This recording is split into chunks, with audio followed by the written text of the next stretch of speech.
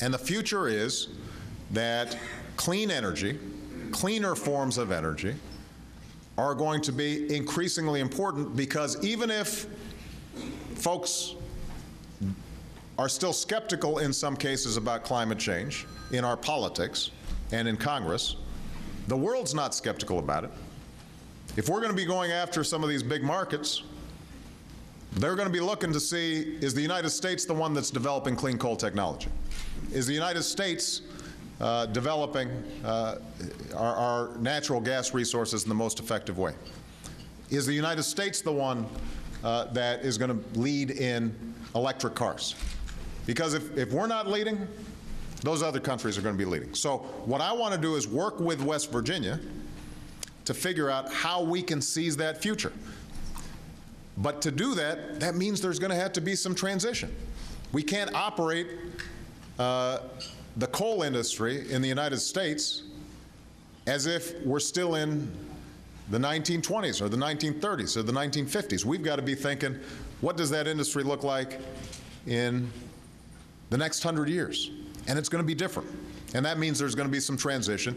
And that's where I think a well-thought-through policy of incentivizing the new, while recognizing that there's going to be a transition process, and we're not just suddenly putting the old out of business right away, that has to be something that both Republicans and Democrats should be able to embrace.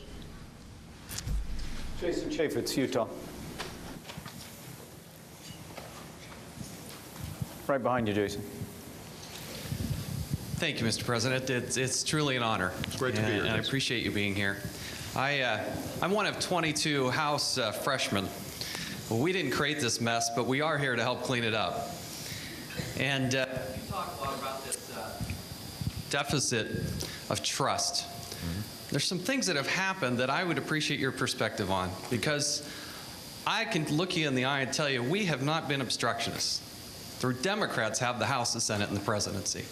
And when you stood up before the American people multiple times and said you would broadcast the health care debates on C-SPAN, you didn't. I was disappointed, and I think a lot of Americans were disappointed. You said you weren't going to allow lobbyists in the senior-most positions within your administration, and yet you did. I applauded you when you said it, and disappointed when you didn't. You said you'd go line by line through the health care debate, or through the health care bill. And there were 6 of us, including Dr. Phil Rowe, who sent you a letter and said, we would like to take you up on that offer. We'd like to come. We never heard a letter. We never got a call. We were never involved in any of those discussions. And when you said in the House of Representatives that you were going to tackle earmarks, in fact, you didn't want to have any earmarks in any of your bills, I jumped up out of my seat and applauded you. But it didn't happen. More importantly, I want to talk about moving forward. But if we could address how about that, I would certainly appreciate it. That was a long list, so let me respond. Look, the truth of the matter is that if you look at the healthcare process just over the course of the year, overwhelmingly, the majority of it actually was on C-SPAN, because it was taking place in congressional hearings in which you guys were participating. I mean, how many committees were there that helped to shape this bill? Countless hearings took place. Now, I kicked it off, by the way, with a meeting with many of you, including your key leadership. What is true, there's no doubt about it, is that once it got through the committee process, and there were now a series of meetings taking place all over the Capitol trying to figure out how to get the thing together. That was a messy process. And I take responsibility for not having structured it in a way where it was all taking place in one place that could be filmed. How to do that logistically would not have been as easy as it sounds, because you're shuttling back and forth between the House, the Senate, different offices, et cetera, different legislators. But I think it's a legitimate criticism. So on that one, I take responsibility. With respect to earmarks, we didn't have earmarks in the Recovery Act. We didn't get a lot of credit for it, but there were no earmarks in that. I was confronted at the beginning of my term with an omnibus package that did have a lot of earmarks from Republicans and Democrats, and a lot of people in this chamber. And the question was I going to have a big budget fight at a time when I was still trying to figure out whether or not the financial system was melting down, and we had to make a whole bunch of emergency decisions about the economy. So what I said was, let's keep them to a minimum, but I couldn't excise them all. Now, the challenge I guess I would have for you as a freshman is, what are you doing inside your caucus to make sure that I'm not the only guy who's responsible for this stuff, so that we're working together? Because this is going to be a process. When we talk about earmarks, I think all of us are willing to acknowledge that some of them are perfectly defensible, good projects. It's just they haven't gone through the regular appropriations process in the full light of day. So one place to start is to make sure that they are at least transparent, that everybody knows what's there before we move forward. In terms of lobbyists, I can stand here unequivocally and say that there has not been an administration who was tougher on making sure that lobbyists weren't participating in the administration than any administration that's come before us.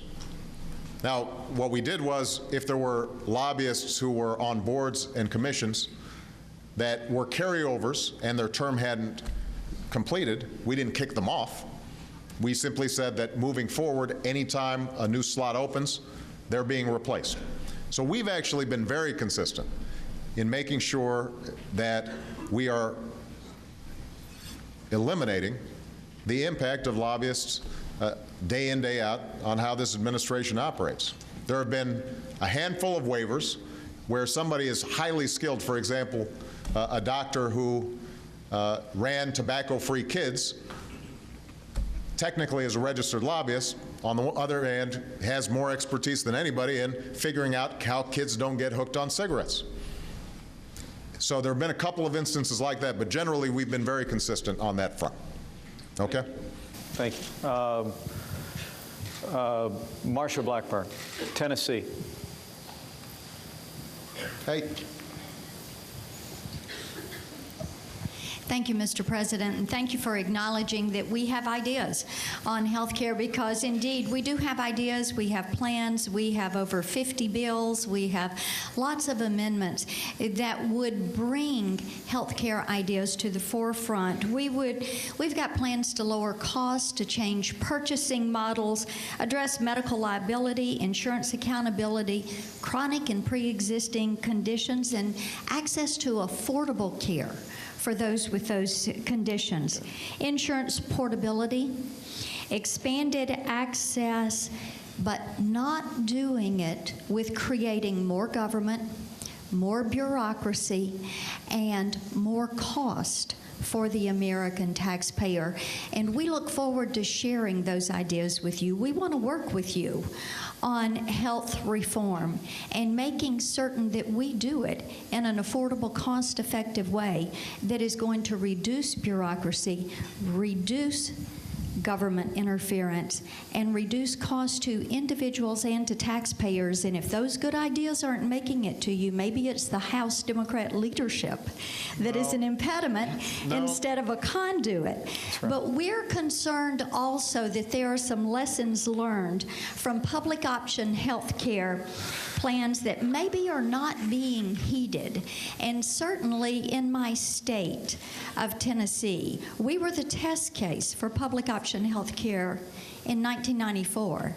And our Democrat government has even cautioned that maybe our experiences there would provide some lessons learned that should be heeded and would provide guidance for us to go forward. And as you said, what we should be doing is tossing old ideas out, bad ideas out, and moving forward and refining good ideas. And certainly we would welcome that opportunity. So my question to you is,